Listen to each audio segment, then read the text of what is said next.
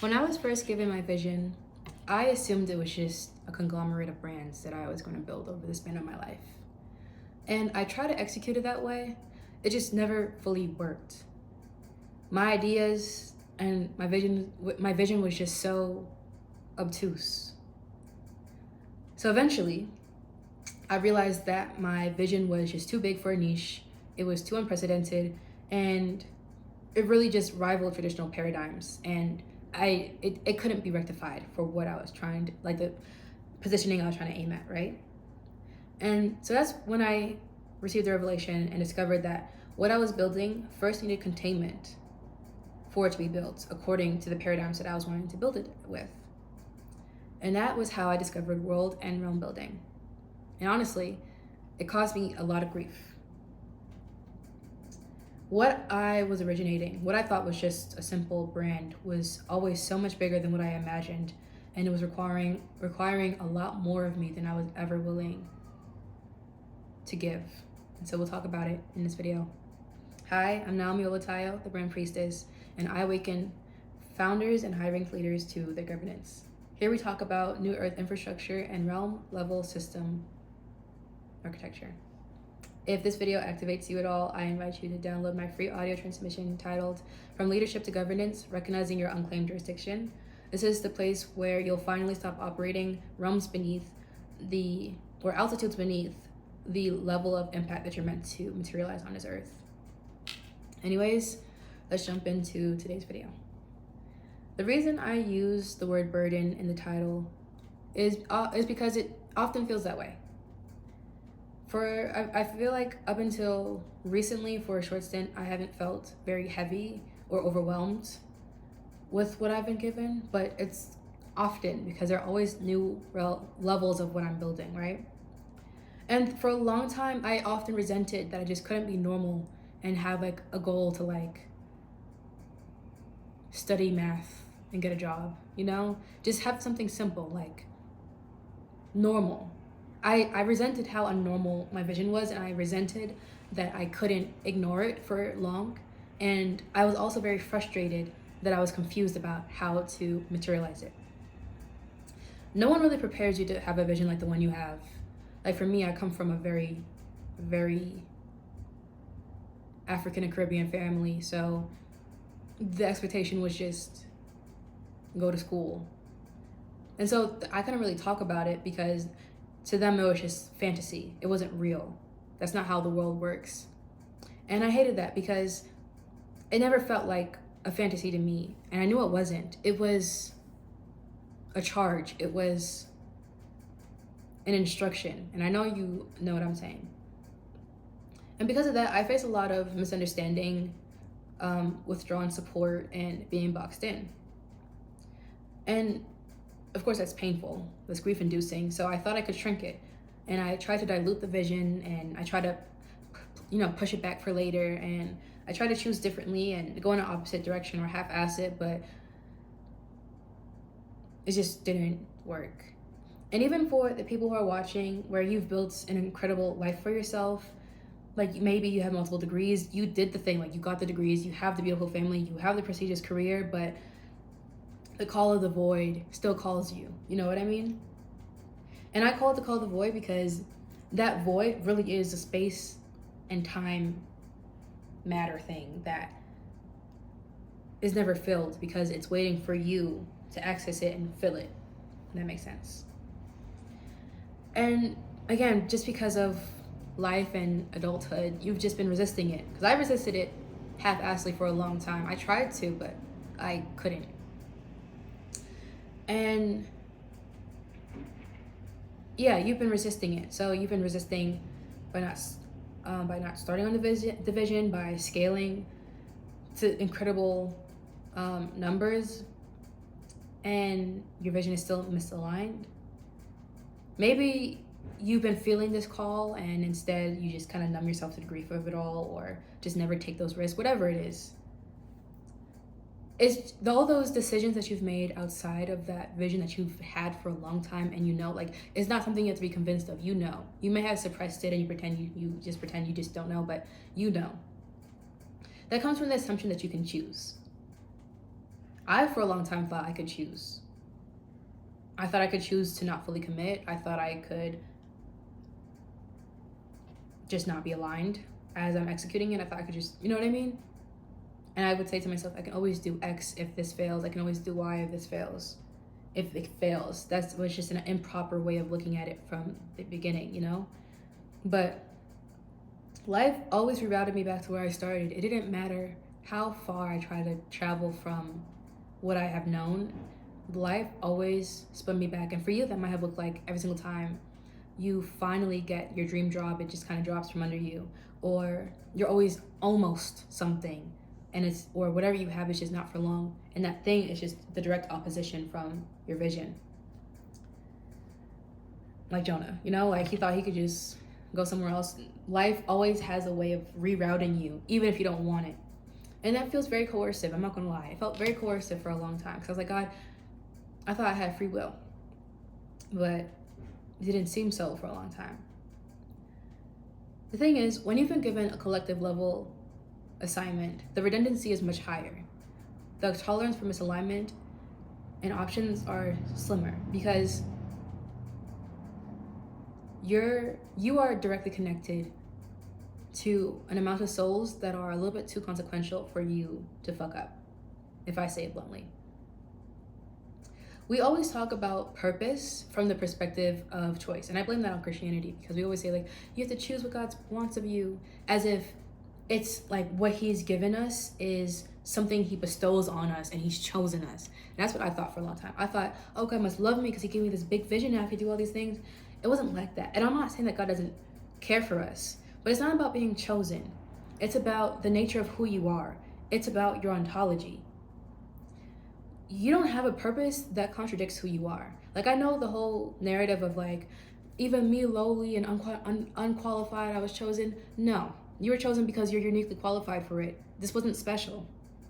And I am saying it like that because I want to kind of take away the illusion of choice. Because it's not like you're being coerced into something that you don't want. It's just the fact that we have been given this narrative of ourselves, or this perspective of ourselves, that is just purpose and not ontological function. You know what I mean? We don't think of our purpose as who we are, but it really is who you are. The same way a fish swims. According to your vision, you move according to your vision because it's literally in the DNA and makeup of who you are. Have you ever met those people who are just so talented, let's say at like dance or singing, or they might just be so incredible at math or whatever from a young age, and it's just undeniable, but because those certain pathways are more, I guess, supported collectively, there's more encouragement depending on the culture and the people, of course, but there's just certain areas where we're like, oh, it would be unnatural to force this person out of this path because it just makes sense. It's the same thing. I believe I believe we are all created according to a purpose and a function, and not some mystical thing. It's more so collective harmony. Like, some of us were created the gender we are, and some were not. Some of us were created to have children, and some of us are not. Having children is a function, and I know I don't want to just dilute it so flatly, but in this scenario, the continuation of the human race depends on the mother. We were created to have babies. Our bodies were created for babies. No matter if you want a child or not, that's how it is.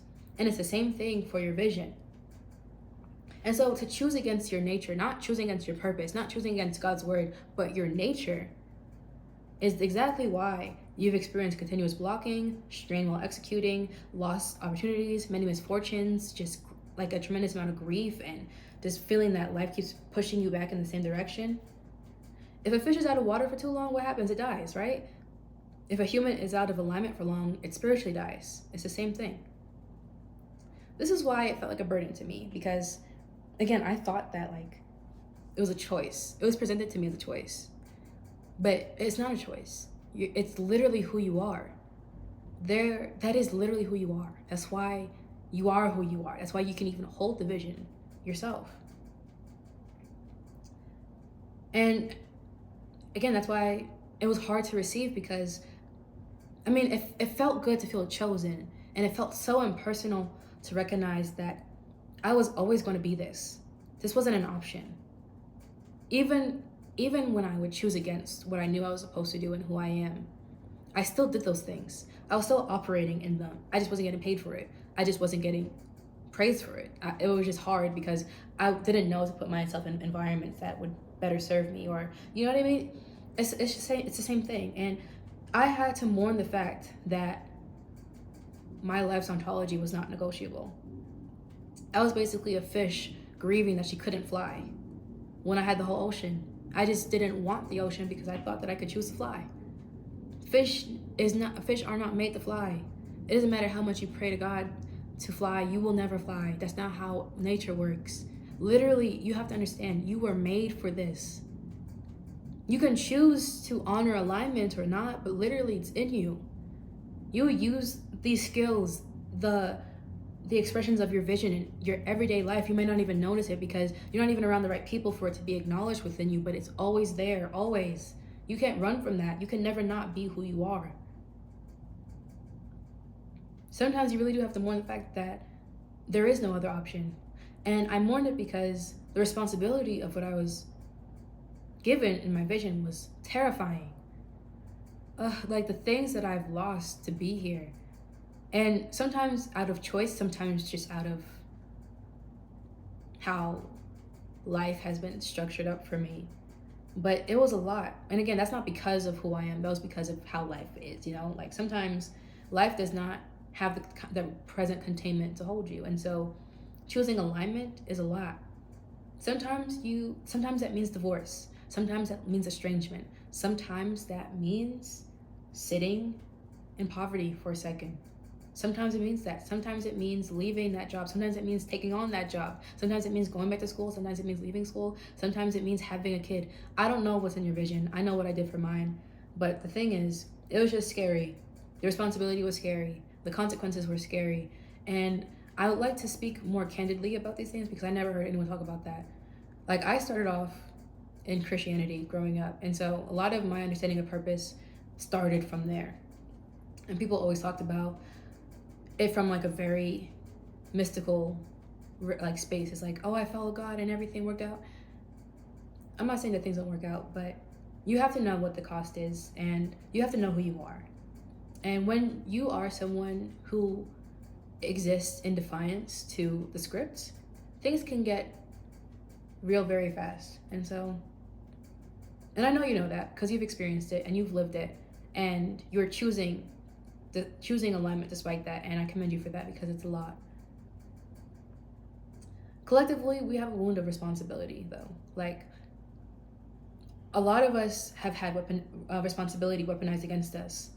And so when we are facing our visions, we're facing our